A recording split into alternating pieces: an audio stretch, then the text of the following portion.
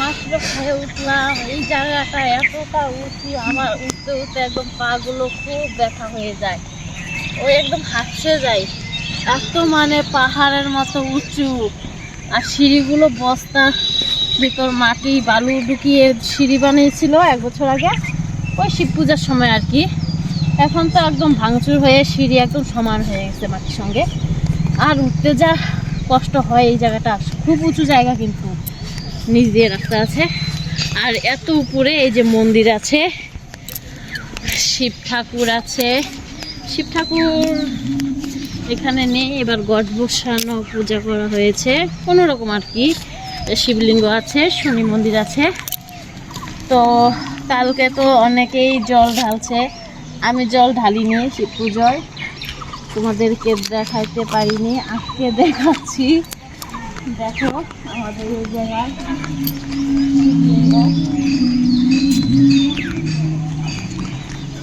ঠাকুর আনা হয়নি, এমনি ঘট বসিয়ে পূজা করানো হয়েছিল। ওই যে দেখো অনেকেই জল ঢালছে।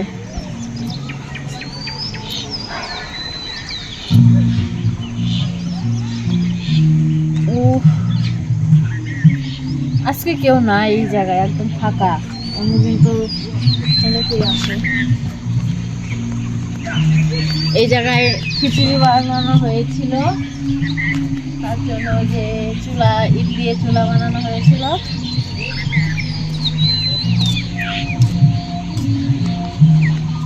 খিচুড়ি, ঘ্যাট, প্রসাদ।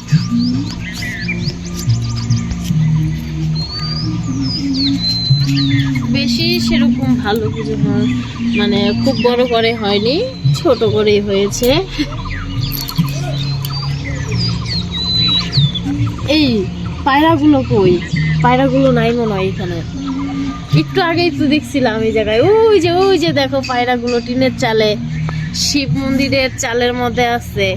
এই পুজোতে একজন এই পায়রাগুলো মানসিক ছিল, ওই দেখো সাদা পায়রাটার মাথার মধ্যে সিঁদুরে ফোঁটা আছে এখনো। শিব পুজো এগুলো ছেড়েছিল একজন, 3টা পায়রা ছেড়েছিল, এখনো ওরা যায়নি, এখানেই আছে। শিব ঠাকুরের মন্দিরের ভেতরেই আছে, চালে ওরা বসে আছে। টাটা, বাই বাই, আবার পরের ভিডিওতে আসবো।